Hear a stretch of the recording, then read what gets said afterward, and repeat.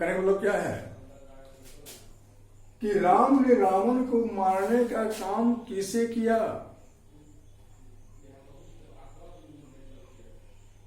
किसके द्वारा किया गया? तो आपका उत्तर होगा बाण से। ठीक है, इसलिए बाण से, बाण ये साधन क्रिया करने का साधन है, इसलिए बाण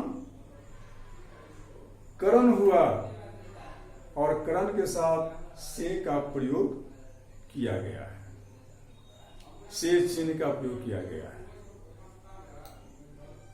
ठीक है, मोहन लाठी के जरिए चलता है। मोहन लाठी के जरिए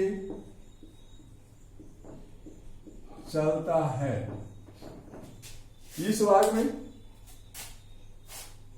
मोहन चलने का काम किससे करता है? तो लाठी से करता है ना, लाठी से करता है, इससे लाठी क्या हुआ? करण हुआ। रोहन परिश्रम के द्वारा विकास किया। रोहन विकास कैसे किया? तो परिश्रम के द्वारा किया। यदि वो परिश्रम नहीं करता तो क्या विकास करता? नहीं करता। इसलिए परिश्रम क्या हुआ? विकास करने का एक साधन हुआ, जरिया हुआ। ठीक है, तो परिश्रम क्या हुआ? करण हुआ। अब से का प्रयोग, अब से का प्रयोग कहां कहां होता है इस पर ध्यान देंगे। से करण कारक और आपादान कारक दोनों का कारक चिन्ह है। कैसे है? तो आप जानते हैं, कर्ताणे कर्म को करण से संप्रदान को के लिए करण आपादान से। तो करण से कारक चिन्ह का प्रयोग है, करण में भी होता है और आपादान में भी होता है। ठीक है, लेकिन से का प्रयोग अलग अलग वाक्यों में किया जाता है।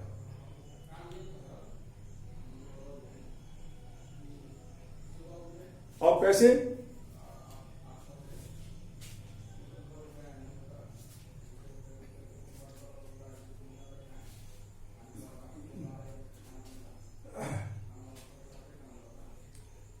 तो साधन के भाव होने पर करण के साथ से का प्रयोग होता है।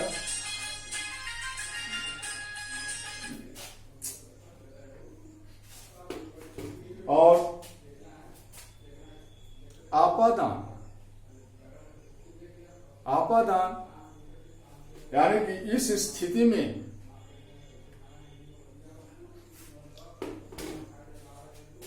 अलगाव का अर्थ के रूप में से का प्रयोग किया जाता है। कहने का मतलब क्या है? कहने का मतलब है कि करण में से का प्रयोग साधन के रूप में किया जाता है और आपादान में से का प्रयोग अलगाव के रूप में प्रयोग किया जाता है। जैसे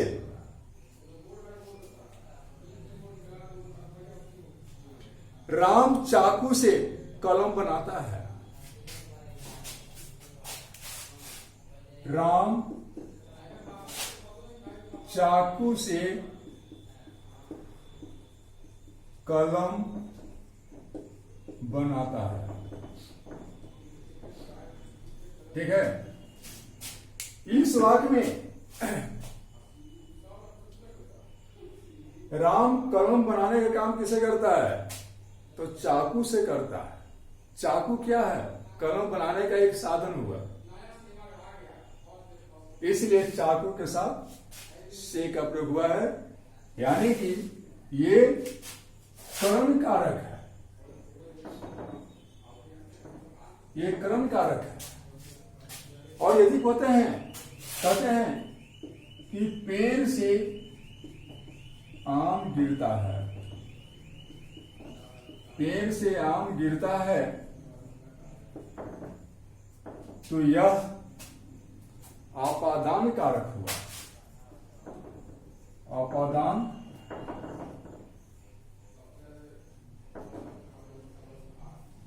कारक हुआ, चूंकि पेड़ से आम गिरता है, ये अलगाव का अर्थ प्रकट कर रहा है, यानी कि पेड़ से आम क्या हो रहा है? वो अलग हो रहा है। ठीक है, पेड़ से आम गिरता है, पेड़ से आम क्या हो रहा है? अलग हो रहा है, इसलिए पेड़ के साथ से का प्रयोग किया गया है। अगला पॉइंट है,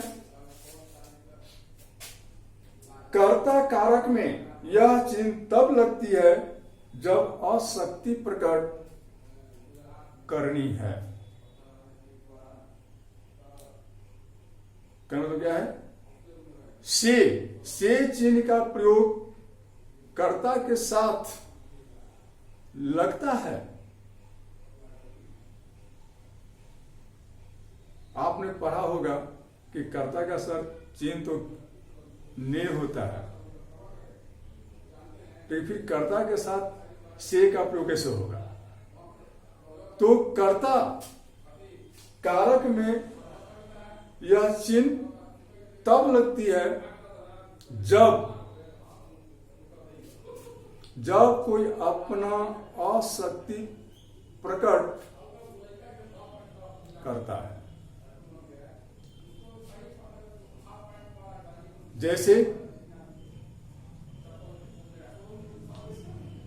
मुझसे रोटी खाया नहीं जा सकता।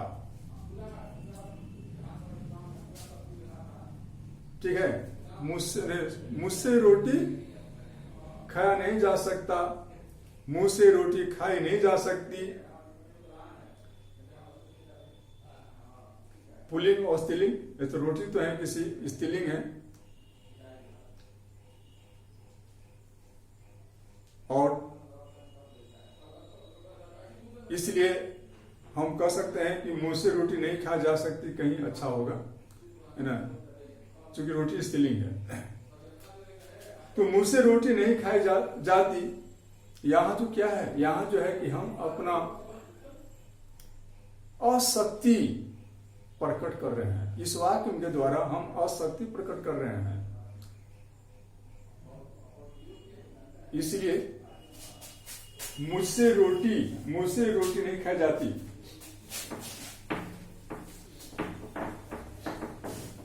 मुझसे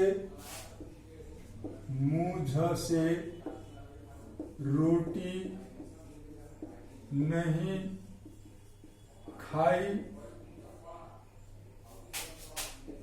खाई जाती। मुंह से रोटी नहीं खाई जाती। इस बात में देखते हैं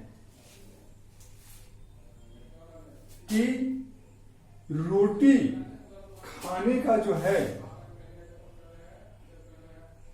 जो क्रिया है, खाने का जो क्रिया है, अशक्ति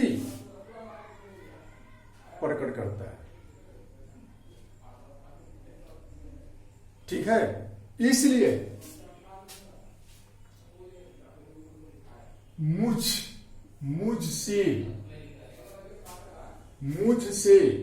इसलिए कर्ता के साथ से का प्रयोग हुआ है।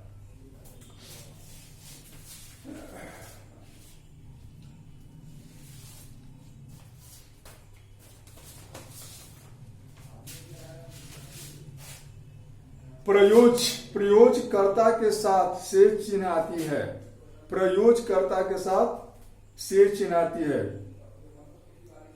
प्रयोज जैसे मां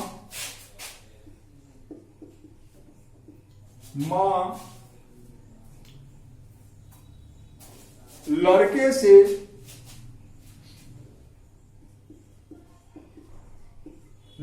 से कपड़े उठवाती है।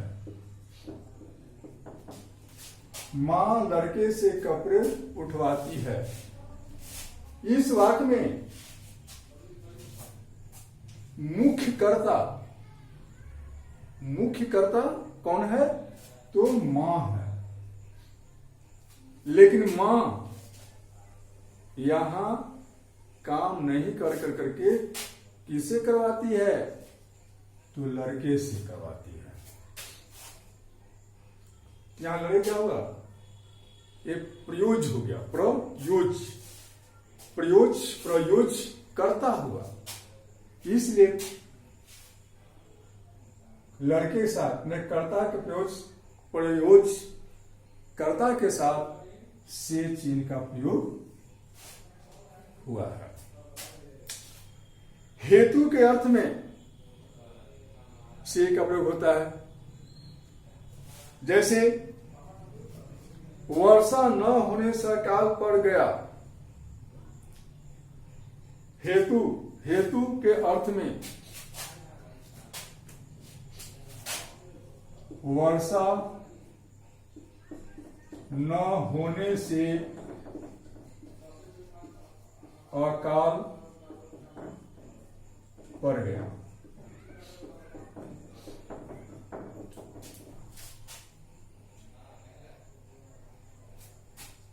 न होने से, अभी मैं आपको बताया कि हेतु के अर्थ में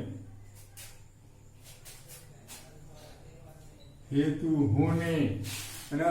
हेतु का अर्थ क्या होगा? यहां होने से होगा। होने, तो वर्षा न होने से अकाल पड़ गया। यहां होने क्या है? ये हेतु अर्थ को प्रकट कर रहा है। यदि वर्षा होता तो अकाल नहीं पड़ता, लेकिन वर्षा न हुआ तो अकाल पड़ गया। यानी कि यहां होने जो है ये हेतु अर्थ के रूप में व्यक्त किया गया है, लिखा गया है, प्रकट किया गया है, प्रयोग किया गया है। ठीक है। कर्म कारक, अगला पॉइंट है कर्म कारक में इसका प्रयोग तब होता है जब क्रिया द्विकर्मक होती है। कर्म कारक में इसका प्रयोग तब होता है, किसका प्रयोग? से का प्रयोग। कर्म कारक में इसका प्रयोग तब होता है जब क्रिया द्विकर्मक होता है। जैसे मैं तुमसे एक बात कहूंगा, मैं तुमसे एक बात कहूंगा।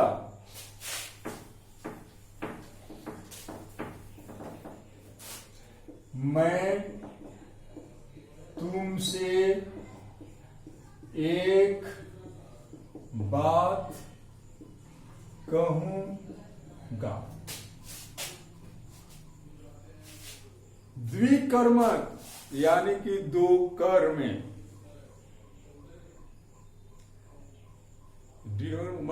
द्विकर्मक का अर्थ क्या हुआ?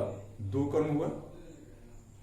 और क्या कहता है कि कर्म कारक में इसका प्रयोग तब होता है जब क्रिया द्विकर्मक होती है। कर्म तो होता ही है, लेकिन दो दो कर्म होता है। मैं तुमसे एक बात कहूंगा। मैं, कर्ता, कहना, क्रिया तुमसे एक बात द्विकर्मक हुआ। ठीक है, मैं तुमसे एक बात कहूंगा, द्विकर्मक हुआ, इसलिए इसमें तुम के बाद से का प्रयोग किया गया है। से का प्रयोग तुलनात्मक अर्थ में भी होता है। से का प्रयोग तुलनात्मक अर्थ में होता है। जब हम एक दूसरे से तुलना करते हैं, उस स्थिति में भी जो है कर्म के साथ से का प्रयोग होता है। जैसे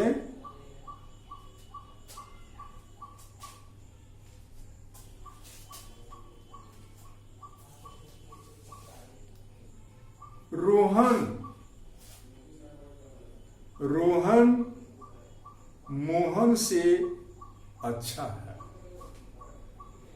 रोहन मोहन से अच्छा है, यानी कि रोहन और मोहन दोनों का तुलना किया गया है। इसलिए ऐसे वाक्य में कर्म के साथ से का प्रयोग किया गया है, से चिन्ह का प्रयोग किया गया है।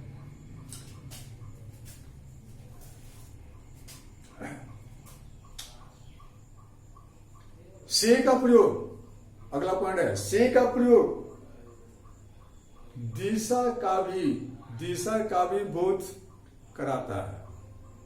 से चिन्ह जो है दिशा का भी बोध कराता है। जैसे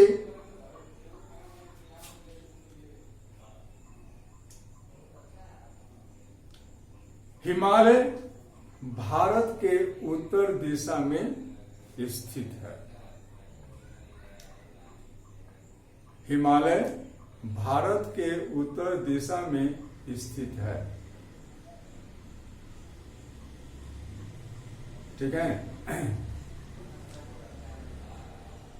पटना से गया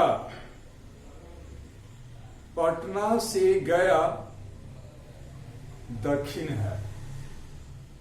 पटना से गया दक्षिण है।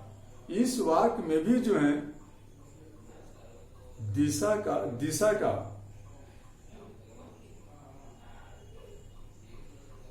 प्रकट किया गया। इस वाक्य में दिशा का प्रकट किया गया है। तभी तो कहा गया कि पटना से गया दक्षिण में है। पटना से गया दक्षिण में है। ठीक है। से का प्रयोग कारण बतलाने के अर्थ में भी होता है। यदि किसी का कारण बताना है, किसी का वजह बताना है, तो ऐसे वाक्य में भी से का प्रयोग होता है, से चिन्ह का प्रयोग होता है। जैसे वह चेचक से मर गया। वह चेचक से मर गया। वह कैसे मरा? तो चेचक से मरा। यानी कारण, चेचक क्या हुआ? कारण होगा। इसलिए चेचक के साथ से का प्रयोग किया गया है। वह कोरोना से मर गया, यानी कि वह कैसे मरा? तो कोरोना से मरा। कोरोना एक कारण हुआ, इसलिए कोरोना के साथ से का प्रयोग किया गया है। बच्चों, इसके साथ ही आज का जो है आज हम कर्म और कर्म, ये दो भेद आपको दो भेदों के बारे में समझाएं। इसके साथ ही आज का